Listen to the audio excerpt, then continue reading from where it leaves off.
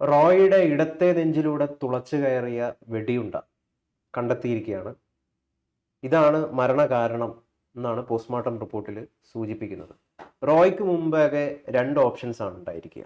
രണ്ട് ഓപ്ഷൻസ്. ഒന്നിക്കിൽ നിങ്ങൾ അറസ്റ്റ് വരിക്കുക, അല്ലെങ്കിൽ നിങ്ങൾ സ്വയം ഹത്യ ചെയ്യുക.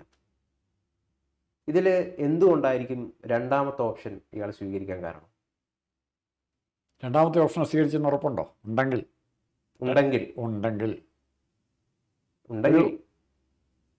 രണ്ട് തരത്തിലുണ്ട്. ഒന്ന്, ഞാൻ ജീവിച്ചിരുന്നാൽ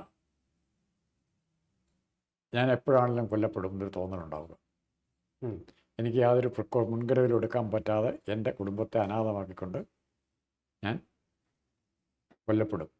അങ്ങനെ ഒരു സിറ്റുവേഷൻ ഉണ്ടായാൽ വീണ്ടും ഫാമിലിക്കും പ്രശ്നങ്ങളുണ്ടാകും. മറിച്ച് ഇതുപോലൊരു ടാക്സ് അപേക്ഷൻ്റെ പേരിൽ ഇൻകം ടാക്സുകാരെ പീഡിപ്പിച്ചു എന്നും പറഞ്ഞ് ഞാൻ വെടിവെച്ച് കഴിഞ്ഞാൽ, മരിച്ചു കഴിഞ്ഞാൽ, ഒരു ജെന്യുവിൻ കാരണം നാട്ടുകാരെ ബോധിപ്പിക്കാൻ ഒരു കാരണം പറയാം. അതിന് വേണ്ടി പത്രക്കാരെ സഹായിക്കുകയും ചെയ്യും. ഇൻകം ടാക്സിൻ്റെ കുടിശ്ശികയുടെ തർക്കം പറയും. 10 ലക്ഷമായിരുന്നു, അല്ലെ 5 ലക്ഷമായിരുന്നു, അല്ലെ 25 ലക്ഷമായിരുന്നു. അപ്പോൾ ഈ ഏതെങ്കിലും ഇൻകം ടാക്സ് ഉദ്യോഗസ്ഥന്മാരുടെ പേര് പറയും. അവരാണ് പീഡിപ്പിച്ചത്, അവർക്ക് റോയിയോട് നേരത്തെ വൈരാഗ്യം ഉണ്ടായിരുന്നു, റോയിയോട് കൈക്കൂലി ചോദിച്ചിട്ട് കാശ് ചോദിച്ചിട്ട് കൊടുക്കാത്തതുകൊണ്ടാണ് ഈ പീഡനം. കേരളത്തിൽ നിന്ന് വന്നവർക്ക് പ്രത്യേക ഉദ്യോഗസ്ഥന്മാരാണ് വന്നത്. ബാംഗ്ലൂർ ഉദ്യോഗസ്ഥന്മാർക്ക് റോയിയെ അറിയാം, റോയി നല്ല മനുഷ്യനാണെന്നറിയാം. അതുകൊണ്ട് കേരളത്തിൽ നിന്ന് തന്നെ മനഃപൂർവ്വന്മാർ വന്നു. ഇത്തരം നരേറ്റീവ്സ് കൊണ്ട് നമ്മളെ കണ്ണുപൊട്ടിക്കും, നമ്മുടെ കണ്ണ് കുത്തിപ്പൊട്ടിക്കും മാധ്യമങ്ങൾ. ഒരു പിടിയും കിട്ടിയില്ല. ഇവിടെ റോയി ആത്മഹത്യ ചെയ്യണമെങ്കിൽ, ഇപ്പോൾ ഞാനിപ്പോഴും ആത്മഹത്യ എന്നുള്ള തിയറിയിൽ ഞാൻ അത് സബ്സ്ക്രൈബ് ചെയ്യുന്നില്ല. നിലവില് ഭാഷ്യം, ആരുടെ ഭാഷ്യം? പോസ്റ്റ്മോർട്ടം ഭാഷ്യം, പോലീസ് ഭാഷ്യം എല്ലാം ആത്മഹത്യ ചെയ്തു. ഇയാൾ റിവോൾവർ വെച്ചിട്ട് ഇവിടെ ഈ ഇടനെഞ്ചിൽ വെച്ചിട്ട് ഇതാക്കി. ഈ ഒരു ഭാഷ്യം തൽക്കാലത്തേക്ക് നമ്മൾ അത് സത്യമാണെന്ന് വിശ്വസിച്ചാൽ, നമ്മൾ ഇന്നലെയും പറഞ്ഞു, ഇവിടെ റോയ്ക്ക് മുമ്പാകെ രണ്ട് ഓപ്ഷൻസ് ആണ് ഉണ്ടായിരിക്കുക. ഡിസംബർ 3-ാം തീയതി തുടങ്ങിയിട്ടുള്ള അന്വേഷണമാണ് ആദായ വകുതി. പെട്ടെന്നൊരു സുപ്രഭാതത്തിൽ കടന്നു വന്ന് അന്വേഷിക്കുന്നതല്ല. അപ്പൊ ഇയാൾക്ക് ഇത്രയും നാളൊരു സേഫ് സോൺ ഉണ്ടായിരുന്നു. ഇയാൾക്ക് വേണമെങ്കിൽ പല രേഖകളും പല സ്ഥലത്തേക്ക് മാറ്റാമായിരുന്നു, അല്ലെങ്കിൽ ഡേഞ്ചറസ് ആയിട്ടുള്ള പല എലിമെന്റ്സിനെയും അയാൾക്ക് തന്നെ രക്ഷപ്പെടാം. അതെ, ഇതൊന്നും സ്വീകരിക്കാതെ പെട്ടെന്നൊരു ദിവസം. അതുകൊണ്ടാണ് പറഞ്ഞത്, ഒന്നിക്കിൽ ആരോ ഇയാൾക്ക് നിർദ്ദേശം നൽകിയിട്ടുണ്ടാവും, ഒന്നിക്കിൽ നിങ്ങളുടെ ഒരുപാട് ഇമ്പോർട്ടൻ്റ് ഡാറ്റാസ്, നിങ്ങളുടെ ഒരുപാട് കള്ളപ്രവർത്തികൾ നമ്മൾക്കറിയാം, നമ്മൾ തിരിച്ചറിഞ്ഞിരിക്കുന്നു. ഒന്നിക്കിൽ നിങ്ങൾ അറസ്റ്റ് വരിക്കുക വരും ദിവസങ്ങളിൽ, അല്ലെങ്കിൽ നിങ്ങൾ സ്വയം ഇല്ലാതാവുക. അവിടെ അറസ്റ്റ് വരിച്ചു കഴിഞ്ഞാൽ നേരിടേണ്ട ഒരുപാട് കോൺസിക്വൻസസ് ഉണ്ട്. അതൊക്കെ എന്തൊക്കെയായിരിക്കും? ഒരു മനുഷ്യന്റെ ഏറ്റവും അപകടകരമായ സ്ഥിതി എന്ന് പറഞ്ഞാൽ, തങ്ങളെക്കാൾ കരുത്തുള്ളവൻ്റെ, അല്ലെ സ്വാധീനമുള്ളവൻ്റെ, അധികാരമുള്ളവൻ്റെ അറിയപ്പെടാൻ പാടില്ലാത്ത രഹസ്യങ്ങൾ സൂക്ഷിക്കുക, അല്ലെ ഉണ്ടായിരിക്കുക എന്ന് പറഞ്ഞാൽ അതിൻ്റെ അർത്ഥം അവൻ്റെ ജീവിത ഏത് സമയത്തും ഇല്ലാതാകാം. കാരണം മറ്റവൻ കരുത്തനാണ്, മറ്റവൻ സ്വാധീനമുള്ളവനാണ്, അവൻ ഇയാളെ ഇല്ലാതാക്കാം. അത് ഏത്, ഇപ്പോൾ ഒരു വെല്ലുവിളി സ്വാധീനമുള്ള ഒരുത്തൻ, നിങ്ങളൊരു കൊച്ചുകുട്ടിയായിരിക്കും, അല്ലെ 10-20 വയസ്സുള്ള ചെറുപ്പക്കാരനായിരിക്കും, അല്ലെ പ്രായമുള്ള ആളായിരിക്കും, അയാളൊരു കൊലപാതകം ചെയ്യുന്നത് നിങ്ങൾ കണ്ടുവന്നിരിക്കുക. നിങ്ങൾ കണ്ടു എന്ന് അയാൾക്ക് ബോധ്യപ്പെട്ടാൽ നിങ്ങളുടെ ജീവന് സുരക്ഷയുണ്ടാവും. കൊലപാതകമാണെങ്കിൽ പോലും ഉണ്ടാവുമോ? നിങ്ങളെ കാശൊക്കെ കൊടുത്ത് സാക്ഷി പറയുന്നൊക്കെ പറയാനൊക്കെ പ്രേരിപ്പിക്കും. എന്നാൽ പോലും ഈ സംശയം കിടക്കും, നിങ്ങൾ കാര്യം മാറിയാലോ. അതുകൊണ്ട് തന്നെ നിങ്ങളുടെ ജീവൻ അപ്പത്തൊട്ട് അപകടത്തിലാണ്. ആ സെക്കൻഡ് തൊട്ട് ഞാൻ ചോദിക്കുന്നത് ആരാണ് അയാൾ? ഇത് ആരുമാകാം. ഒന്ന്, അത് നമ്മൾ ഇന്നലെ പറഞ്ഞ സ്ഥിതിയാണ് ബെനിഫിഷ്യറി തിയറി എന്നൊരു കാര്യം പറഞ്ഞു. ഇതിന് കൃത്യമായി നമുക്ക് ഉത്തരവുണ്ടോ? ഇല്ല. നമുക്ക് അസ്യൂം ചെയ്യാനേ പറ്റുള്ളൂ, അസംഷൻസേ പറ്റുള്ളൂ. കൃത്യമായ ഉത്തരം ഇല്ലാത്തപ്പോൾ ആദ്യം ഇതിൻ്റെ പോയിന്റ് ഓഫ് ചെയ്യുന്നത് ഒന്നുകിൽ കുടുംബം അല്ലെങ്കിൽ ബിസിനസ്സുമായി ബന്ധപ്പെട്ട റോയിയുടെ അടുത്ത ആൾക്കാർ. അവരും ഈ റോയിയുടെ പല തെറ്റുകളിലും കുറ്റങ്ങളിലും പങ്കാളിയായിരിക്കും. അതിൻ്റെ മുഴുവൻ കൂടെ ബെനിഫിറ്റ് തങ്ങൾക്ക് വേണമെന്ന് ആഗ്രഹിച്ച് ചെയ്യാം. ഓക്കെ, അത് വളരെ ക്ലീഷയായിട്ടുള്ള ആർക്കും പറയാം. മറിച്ച് റോയി എൻ്റെ രഹസ്യങ്ങൾ അറിയുകയും റോയിയുടെ ഡിസ്ക്ലോഷറുകൾ പിന്നീട് വരാനിരിക്കുന്ന ഡിസ്ക്ലോഷറുകൾ മുഴുവൻ എൻ്റെ അടിത്തറകളൊക്കെയാണെങ്കിലും, ഒരു വലിയ വ്യവസായി ആന്നിരിക്കുക, അല്ലെ വലിയ രാഷ്ട്രത്തലവനാന്നിരിക്കുക, അതായത് ഒരു വലിയ കണ്ണിയുടെ ഭാഗമായിരുന്നു റോയ്, ഒരു വലിയ അന്താരാഷ്ട്ര കണ്ണിയുടെ ഭാഗം. അതിൽ ഒരു കണ്ണിയെ പിടിക്കപ്പെട്ടു കഴിഞ്ഞാൽ മറ്റുള്ള പലരിലേക്കും സാധനങ്ങൾ എത്തും. അതുകൊണ്ട് ഈ കണ്ണിയെ അങ്ങ് മുറിച്ച് കളയാന്നുള്ളത് ഒരു നിയമമാണ്. അതിപ്പോൾ ഇത് ഇങ്ങനെ കണക്ഷനുള്ള രാജ്യം എന്ന് പറയുന്നത് സ്ലോവാക്ക് എന്ന് പറഞ്ഞ രാജ്യമാണ്. ഈ സ്ലോവാക്ക് രാജ്യത്തിൻ്റെ പ്രത്യേകത, അതിൻ്റെ ബോർഡറിൽ കിടക്കുന്ന രാഷ്ട്രങ്ങളെല്ലാം ഇപ്പോഴും പ്രശ്നങ്ങളുള്ള ഉക്രൈന്, ഹംഗറി അങ്ങനെയുള്ള രാജ്യങ്ങളാണ് ഇതിൻ്റെ ചുറ്റുവട്ടത്ത് കിടക്കുന്നത്. അവിടെ ആകെപ്പാടെ 50 ലക്ഷത്തിന് 1 കോടി താഴെ ജനസംഖ്യയുള്ളൂ. അവർക്ക് സ്വയം ബിസിനസ് ചെയ്യാനുള്ള സ്ഥലമില്ല. അതും സ്ഥലവും കുറവാണ്. എന്താ പിന്നെ മാർഗം? അവരുടെ വ്യാപാര മാർഗം എന്ന് പറഞ്ഞാൽ ഇല്ലീഗൽ ട്രേഡാണ്. ഇല്ലീഗൽ ട്രേഡ് എന്ന് പറഞ്ഞാൽ വെറൈറ്റി ആംസ്, ആയുധങ്ങളിലാകാം, ഡ്രഗ്സ്, മയക്കുമരുന്നിലാകാം, അതുപോലെ തന്നെ മറ്റെന്തെങ്കിലും അതുപോലത്തെ കച്ചവടങ്ങളിലായിരിക്കാം. ഈ ഇല്ലീഗൽ ട്രേഡ് സ്ലോവാക്കുമായിട്ട് ബന്ധമുണ്ടെങ്കിൽ സ്വാഭാവികമായിട്ടും ഇന്ത്യയിലല്ല ഏത് രാജ്യത്തെ വ്യവസായിയാണെങ്കിലും ഇല്ലീഗൽ ട്രേഡിൽ നിന്നുള്ള അമിത ലാഭം കണ്ട് കണ്ണ് മഞ്ഞളിക്കാൻ സാധ്യതയുണ്ട്. നമ്മൾ വേറൊരു വാർത്ത ഇവിടെ കൂട്ടി വായിക്കണം. ഇദ്ദേഹം സ്ലോവാക്ക് രജിസ്ട്രേഷൻ അവരുടെ കൗൺസിലേറ്റ് മെമ്പറും ഒക്കെ എടുക്കുമ്പോൾ ഇവിടെ ഇവിടുത്തെ കോൺഫിഡൻസ് ഗ്രൂപ്പ് വളരെ സ്റ്റേബിളായിട്ട് സാമ്പത്തികമായിട്ട് നിൽക്കുന്നത് അല്ലേ. 2017 ഇത് എടുക്കുന്നത്. ബാധ്യതകൾ പോലും ഇല്ലാതെ ഇയാൾ എല്ലാ പ്രൊജക്റ്റും ഫർണിഷ് ചെയ്ത് കൃത്യമായി പരിപാലിക്കുകയാണ്. അതെങ്ങനെ സാധിച്ചു എന്നുള്ള വലിയ അത്ഭുതമാണ്. ഞാൻ ചോദിക്കുന്നത്, ഇയാൾക്ക് എന്ത് ക്രൈറ്റീരിയ, എന്തെങ്കിലും ഒരു ക്രൈറ്റീരിയ മീറ്റ് ചെയ്യണമായിരിക്കുമല്ലോ. ഈ CJ റോയിയെ നമ്മൾ ഈ സ്ലോവാക്യയിലെ കൗൺസിലറായിട്ട്, ഇന്ത്യൻ കൗൺസിലറായിട്ട് തിരഞ്ഞെടുക്കുന്നതിൽ സ്വീകരിച്ച മാനദണ്ഡം എന്താണ്? തെറ്റത്. ആ തെറ്റെന്ന് പറഞ്ഞാൽ അങ്ങനെ ഒരു ധാരണ പടുത്താൻ നോക്കുന്നുണ്ട്. സ്ലോവാക്യ നമ്മുടെ പത്മശ്രീ മേടിച്ചില്ല, നമ്മുടെ ശ്രീനിവാസനൊക്കെ മേടിക്കാൻ ശ്രമിക്കുന്ന പോലെ, അല്ലെങ്കിൽ ഈ ലഫ്റ്റനന്റ് കേണൽ പദവി കൊടുക്കും, ആലങ്കാരികമായി കിട്ടുന്ന ഒരു കൗൺസിൽ സ്ഥാനമാണ്. സ്ലോവാക്യ ഗവൺമെൻറ്റിന് ഏതെങ്കിലും കാര്യത്തിന് ഫണ്ട് ചെയ്യുകയോ പ്രധാനപ്പെട്ട നല്ല കാര്യങ്ങൾ ചെയ്തു കൊടുത്താൽ, നമ്മുടെ മോഹൻലാലിനൊക്കെ എത്ര അവാർഡ് കൊടുത്തിട്ടുണ്ട്, എത്ര പേർക്ക് ഡീലിറ്റ് സാഹിത്യകാരന്മാർക്ക്, ഇതൊക്കെ മേടിച്ചെടുക്കുന്നത് അപ്രൂവൽ അധികാരമല്ലത്, ഇതൊരു പദവിയാണ്. കാറ് അത് വെച്ചുകൊണ്ട് പോകാം, ബോർഡ് വെച്ചുകൊണ്ട് പോകാം. അപ്പം പാവം പിടിച്ചോണ്ട് ധരിച്ചോളൂ ഒറിജിനൽ കൗൺസിൽ ജനറലാന്ന് വിചാരിച്ചോളൂ. അങ്ങനെ പോകാൻ ഉദ്ദേശിക്കുകയും ആ ഗ്ലാമറിൻ്റെ പുറത്ത് ഫ്രീക്വൻ്റായിട്ട് അങ്ങോട്ടും ഇങ്ങോട്ടും ആരും ശ്രദ്ധിക്കാതെ യാത്ര ചെയ്യാൻ അവർക്ക് സാധിക്കും. അല്ല, ഇപ്പം താങ്കൾ പറഞ്ഞു വരുന്നത് ഈ ട്രേഡിൻ്റെ ഭാഗം അറിഞ്ഞോ അറിയാതെയായിട്ടുണ്ട്.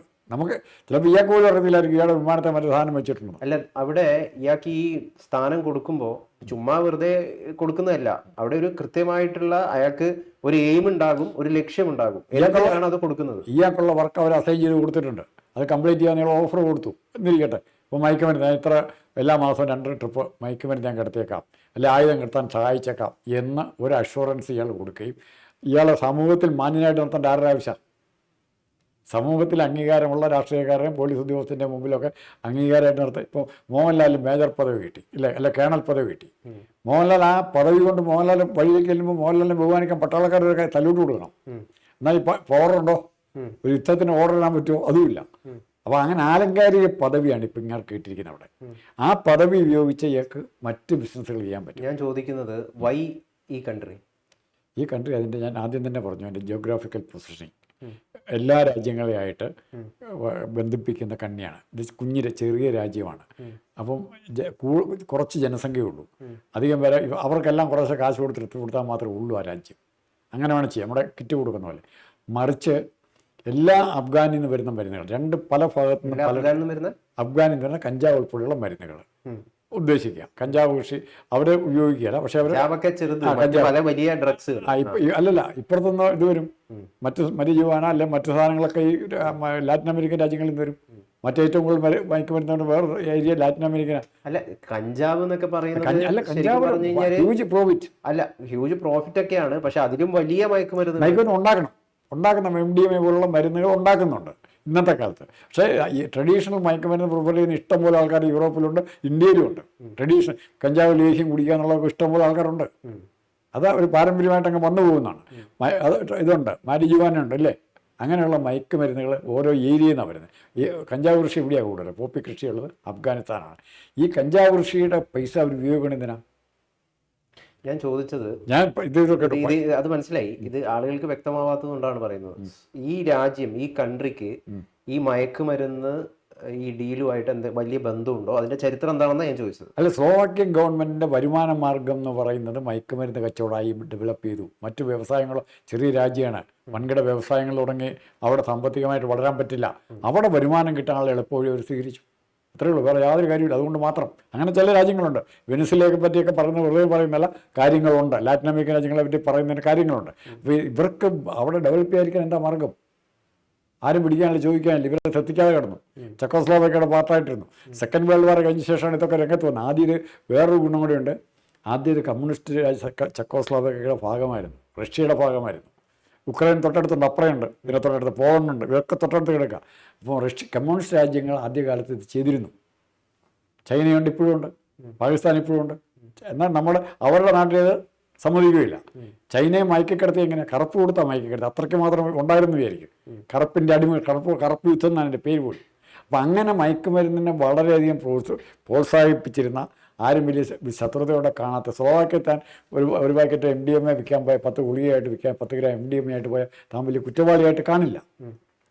ഓക്കെ, അപ്പം സ്ലോവാക്യ എന്ന് പറയുന്ന രാജ്യം ഒരു ട്രാൻസിറ്റ് പോയിന്റാണ്. പല രാജ്യങ്ങളിലേക്ക് ഈ മയക്കുമരുന്നുകൾ ഇങ്ങനെ സെല്ല് ചെയ്യുന്നതിന്റെ ഒരു ട്രാൻസിറ്റ് പോയിന്റ് ആണ്. അത് സിമ്പിൾ, ട്രാൻസിറ്റ് പോയിന്റ് സിമ്പിളായിട്ട് മനസ്സിലാക്കാം. ചന്ത എന്ന് പറഞ്ഞ സാധനമില്ല, പച്ചക്കറി കൊണ്ടുവരും, ഏത്തക്ക കൊണ്ടുവരും, മീൻ കൊണ്ടുവരും, കപ്പ കൊണ്ടുവരും, എല്ലാം കൊണ്ടുവരും. അതുപോലെ പലതരത്തിലുള്ള ഇല്ലീഗലായിട്ടുള്ള മയക്കുമരുന്ന്, ആയുധം, ഇങ്ങനെയുള്ള സാധനങ്ങൾ കച്ചവടം ചെയ്തിരുന്ന ഒരു വ്യാപാര കേന്ദ്രമാണിത്. തീർച്ചയായും സ്ലോവാക്യ എന്നുള്ള ഈ ചെറിയ രാജ്യത്തിന് അതിൻ്റെ ഭൂമിശാസ്ത്രപരമായ ലൊക്കേഷൻ കൊണ്ട് തന്നെ, കിടക്കുന്ന പശ്ചാത്തലം കൊണ്ട് തന്നെ 4 ദിശയിലേക്കും, തെക്ക്, വടക്ക്, പടിഞ്ഞാറ്, കിഴക്ക്, ഈ 4 ദിശകളിലേക്കുള്ള രാജ്യങ്ങളുമായി ബന്ധപ്പെടാനുള്ള അവസരമുള്ള സ്ഥലമാണ്. അക്സസബിൾ ആണ്. ഏറ്റവും പ്രധാനം ഇത്തരം ബിസിനസ്സിൻ്റെ, ഇല്ലീഗൽ ബിസിനസ്സിൻ്റെ പ്രധാനം ഇത് കാത്തു നിന്ന് ചെയ്യാൻ പറ്റുന്ന ബിസിനസ്സല്ല. നിങ്ങൾ ഇന്ന് നിങ്ങളുടെ ഫാക്ടറിയിൽ MDMA 10,000 ഗ്രാം അല്ലെ 1 കിലോ MDMA ഉണ്ടാക്കിയെങ്കിൽ അത് അധികം നാൾ അവിടെ സൂക്ഷിച്ചേക്കാൻ പറ്റില്ല. അതിനുമുമ്പ് പിടിക്കപ്പെടും. അല്ലെങ്കിൽ ഏതെങ്കിലും ഏജൻസികൾ അന്വേഷിച്ച് തപ്പി വരും, വിദേശത്തു നിന്നുള്ളവർ. അപ്പോൾ അങ്ങനെ ഒരു അവസരം ഉണ്ടാകാതിരിക്കാൻ വേണ്ടി അത് ഇമ്മീഡിയറ്റ് ഡിസ്പോസൽ വേണം. പിന്നെ രണ്ടാമത്, ഈ മയക്കുമരുന്ന് കൊണ്ടുവരുന്നവർ, വേറെ ഉണ്ടാക്കുന്നവർ, അവർക്ക് വേറൊരു ഇടപാട് കൂടിയുണ്ട്. സ്ലോവാക്യ മാത്രം ഉണ്ടാക്കുന്ന മയക്കുമരുന്നായിരിക്കില്ല, MDMA ആയിരിക്കില്ല. അവർ മറ്റ് ഭീകര സംഘടനകൾക്ക് വേണ്ടി, ഇപ്പോൾ LTTE ഫിനാൻസ് ചെയ്തുകൊണ്ടിരുന്നത് അങ്ങനെയാണ്. അഫ്ഗാനിസ്ഥാനിലെ യുദ്ധത്തെ ഫിനാൻസ് ചെയ്ത് കഞ്ചാവോളത്തിലെ പൈസ കൊണ്ടാണ്, MDMAയുടെ പൈസ കൊണ്ടാണ് യൂറോപ്യൻ രാജ്യങ്ങളിൽ പലയിടത്തും കലാപം ഉണ്ടാകുന്നത്. ആരും മോശക്കാരല്ല. ഫ്രാൻസ്, ഇത് ചുറ്റുവട്ടം കിടക്കുന്ന മുഴുവൻ രാജ്യങ്ങളും, മധ്യ യൂറോപ്പ് എന്ന് വേണം പറയാം സ്ഥലത്തെപ്പറ്റി. അപ്പോൾ ആ പശ്ചാത്തലത്തിൽ ഈ മയക്കുമരുന്നിൻ്റെ ബലം എന്ന് പറയുന്നത് എന്താണ്?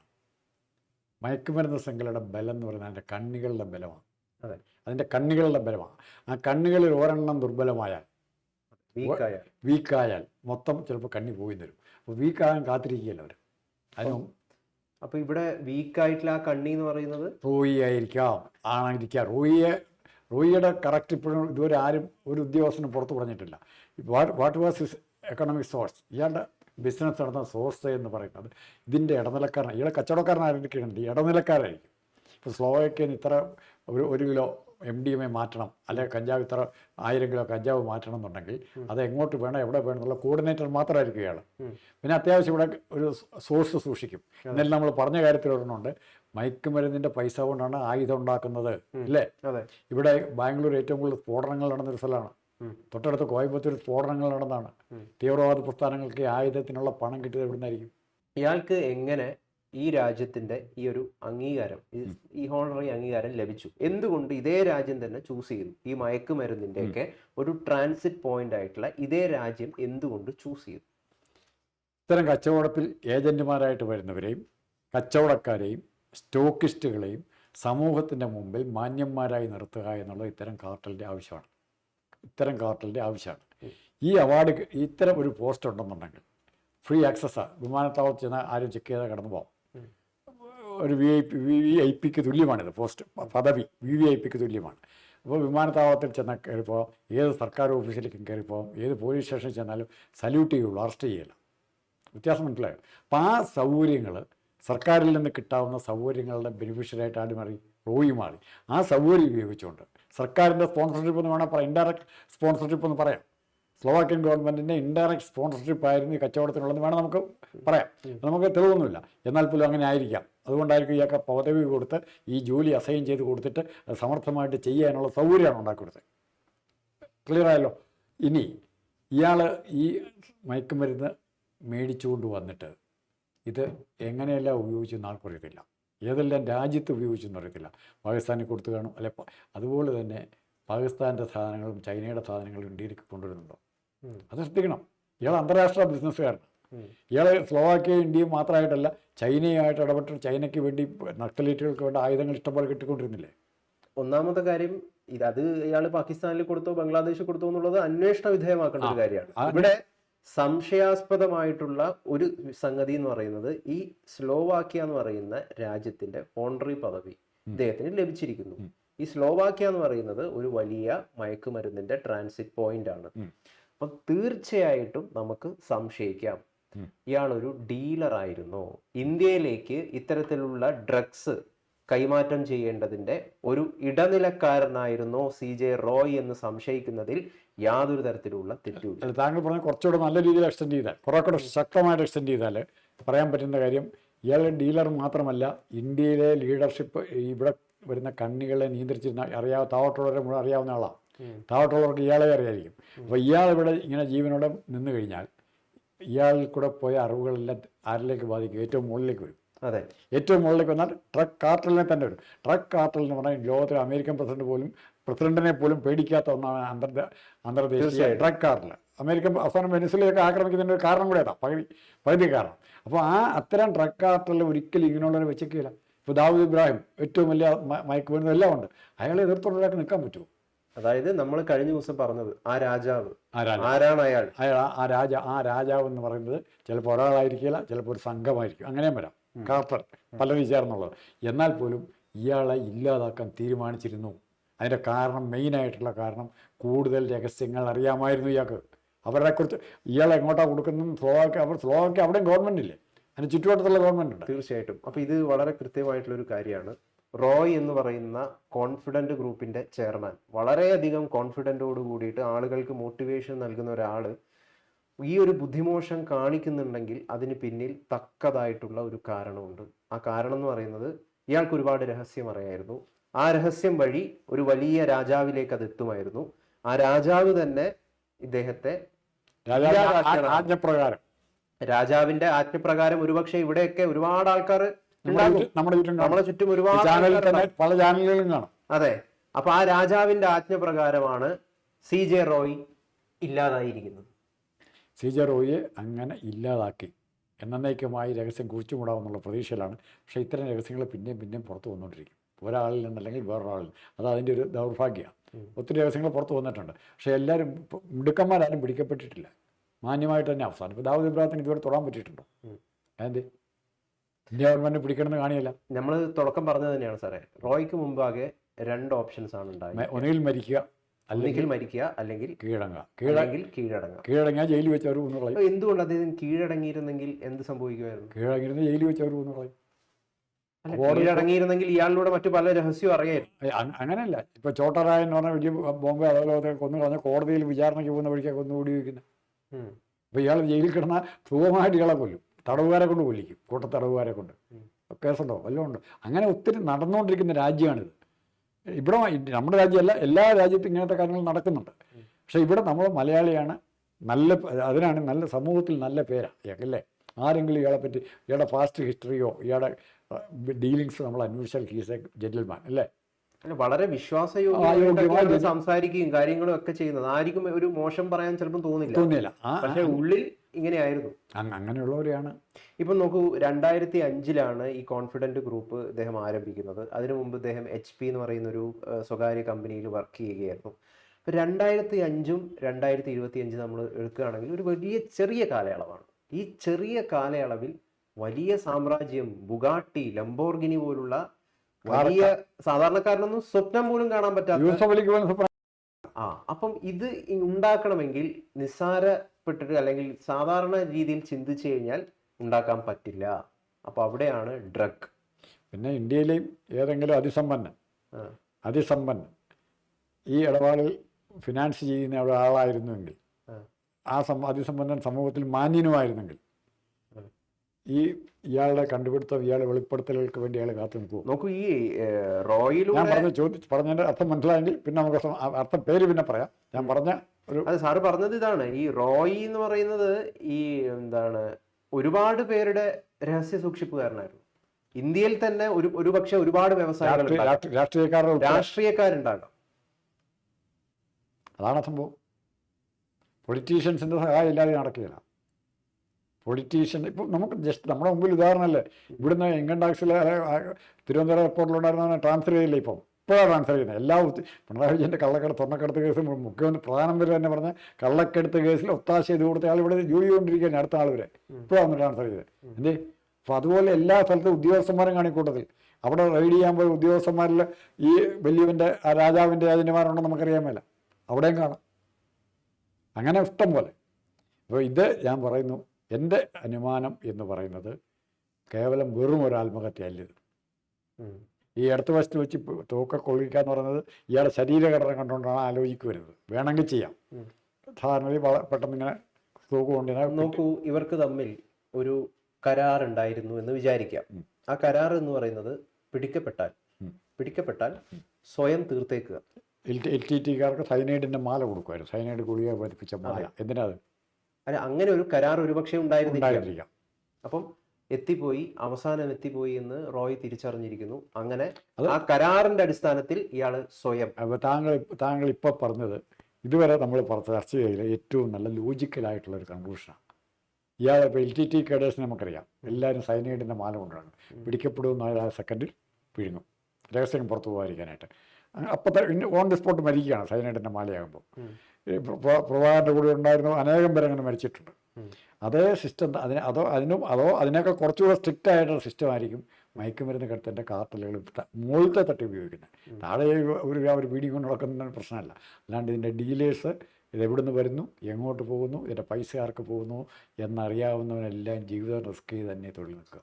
ഇപ്പം നമ്മുടെ ഈ റോയിയുടെ മരണവുമായി ബന്ധപ്പെട്ടിട്ട് ഒരുപാട് മാധ്യമങ്ങൾ, ഇപ്പോൾ യൂട്യൂബ് മാധ്യമങ്ങളടക്കം ഇല്ലാ കഥകൾ പ്രചരിപ്പിക്കുന്നുണ്ട്. ഇല്ലാ കഥകൾ, അതായത് ഇയാളുടെ എന്തൊക്കെയോ പല രീതിയിലുള്ള ഒരു തരത്തിലും ലോജിക്കലി നമുക്ക് അനുമാനിക്കാനേ സാധിക്കാത്ത ചില പൊട്ട കഥകളൊക്കെ പലയിടത്തും പറയാം. ശബരിമലയ്ക്ക് പോകാൻ മാല ഇട്ടിരിക്കുകയായിരുന്നു, അല്ല പള്ളിയിൽ അച്ഛനായിരുന്നു. ഫോർ എക്സാമ്പിൾ, ഈ ലോക്കർ വിഷയം ഉണ്ടല്ലോ. ഈ ലോക്കർ വിഷയം എന്ന് പറയുന്നത് ഇവിടുത്തെ ഏതാനും ചില യൂട്യൂബേഴ്സ് മാത്രം എടുത്തിട്ട് ഉണ്ടാക്കിയൊരു സാധനമാണ്. അങ്ങനെ ഒരു വിഷയമേ ഇല്ല എന്നാണ് നമുക്കറിയാൻ വേണ്ടി സാധിക്കുന്നത്. ലോക്കറോടെ വന്നു കാണാം. ലോക്കറിലാണ് ഇയാൾ തോക്ക് സൂക്ഷിച്ചിരുന്ന ലോക്കറിലാണെങ്കിൽ ആ ലോക്കർ തുറക്കാനാ പോയെങ്കിലും. അല്ല, ഇതാര് പറഞ്ഞു? ഇതൊന്നും ആരും പറഞ്ഞിട്ടില്ല. എക്സാമ്പിൾ, ഈ ലോക്കറിന്റെ വിഷയം ഏതെങ്കിലും ഒരു മാധ്യമവും പറഞ്ഞിട്ടില്ല. അതായത് മുഖ്യധാരയിൽ നിൽക്കുന്ന ഒരു മാധ്യമവും പറഞ്ഞിട്ടില്ല. അപ്പൊ അതിന്റെ അനുസരിച്ച് പോലീസ് പറഞ്ഞിട്ടില്ല. പോലീസിന്റെ കയ്യിൽ നിന്ന് ഒഫീഷ്യൽ ഒരു കാര്യവും വന്നിട്ടില്ല. പിന്നെ വെറുതെ ഇല്ലാ കഥകൾ ടാക്സ് റൈഡ് എന്ന് പറയുന്നത് തന്നെ തട്ടിപ്പാണ്. എന്തായാലും നമ്മളിപ്പോ ഈ പറഞ്ഞ കാര്യം യഥാർത്ഥത്തിലുള്ള സാധ്യതകളാണ്.